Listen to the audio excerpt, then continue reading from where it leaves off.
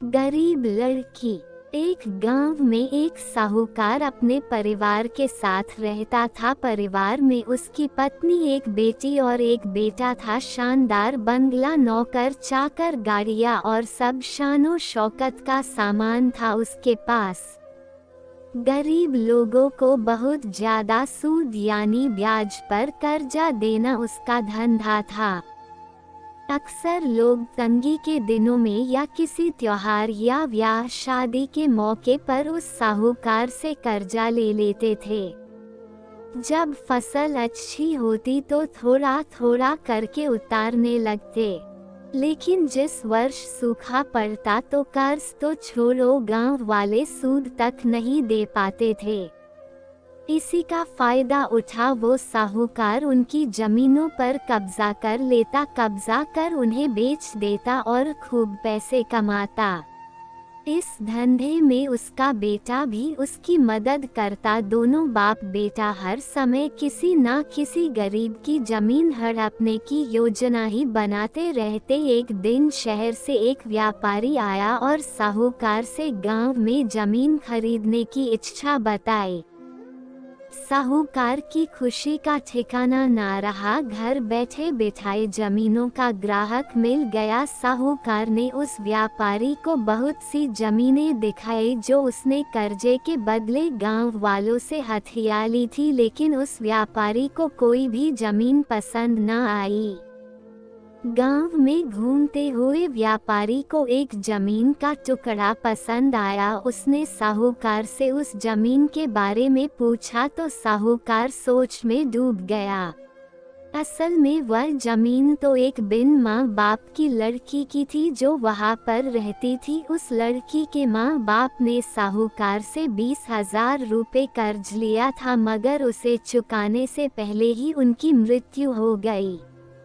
बेसहारा लड़की की हालत देख गांव की पंचायत ने साहूकार से उस जमीन पर कब्जा न करने को कहा। भला पंचायत की बात कैसे टाल सकता था साहूकार, मगर दिल में हमेशा ही उस जमीन पर कब्जा करने की बात सोचता रहता था। आज व्यापारी की इच्छा सुन उसका लालच बाहर आ गया था और उसने जमीन पर कब्जे का मन बना लिया।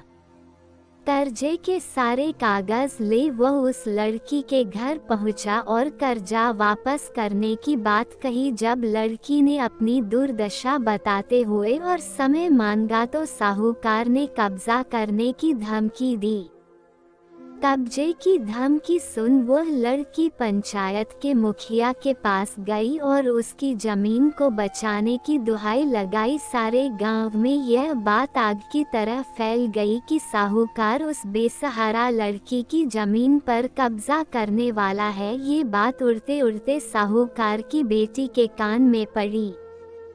अपने पिता के लालच की बात सुन उसके मन में बहुत दुख हुआ। उसने अपने पिता से इस बारे में बात करने की कोशिश की, लेकिन साहूकार को तो सिर्फ बहुत बड़ा मुनाफा ही दिख रहा था। उसे बेसहारा लड़की की दुर्दशा या अपनी बेटी की निवेदन का कोई असर न हुआ और उसने उस जमीन पर कब्जे का ऐलान कर दिया।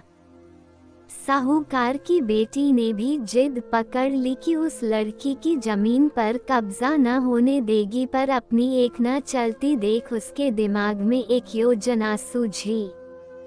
अगले दिन सुबह सुबह वह बेसहारा लड़की और उसके साथ 2 लोग साहूकार के घर पहुंचे और कर्ज की 5,000 की किस्त दे दी। साथ में ये भी कहा कि 3-4 महीनों में कर्ज के बाकी रुपए भी उन्हें मिल जाएंगे। रुपया देने के बाद रसीद ले सब चले गए। चूंकि अब किस्त मिल गई थी इसलिए पंचायत ने भी कब्जा नहीं करने दिया। साहूकार बहुत परेशान था कि आखिर उस लड़की के पास इतना सारा रुपया कहां से आया। कल तक तो वह दाने दाने को तरसती थी और आज 5,000 रुपया दे गई। कुछ भी ना समझ आने पर उसने गांव वालों से भी पूछताछ की, लेकिन कोई भी रुपयों के बारे में नहीं जानता था।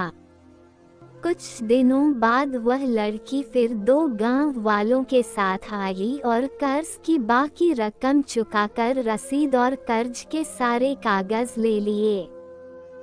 साहूकार परेशान हो गया कि आखिर इस लड़की के पास इतना धन आया कहाँ से। इस तरह कुछ दिन और बीत गए। एक दिन साहूकार को खबर मिली कि उस बेसहारा लड़की ने अपनी जमीन बेच दी है। कुछ कर तो सकता नहीं था, लेकिन उत्सुकतावश जाकर देखा तो चौंक गया। जमीन पर एक बोर्ड लगा था। उस बोर्ड पर जमीन के मालिक का नाम देख साहूकार की मानो सांसें रुक गई हो। मालिक के नाम के आगे लिखा था उसकी अपनी बेटी और उस लड़की का नाम। वह दौड़ा हुआ घर गया और बेटी से पूछा कि यह क्या तमाशा है।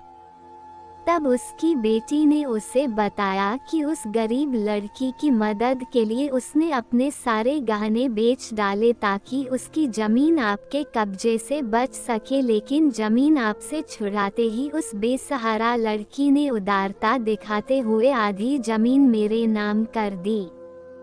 बेटी ने उसे समझाया कि आप तो उस लड़की का आखिरी सहारा भी छीन रहे थे, मगर उस लड़की का बड़प्पन तो देखो, उसने जमीन छुड़ाते ही मेरे गहनों के बदले अपनी आधी जमीन मुझे दे दी।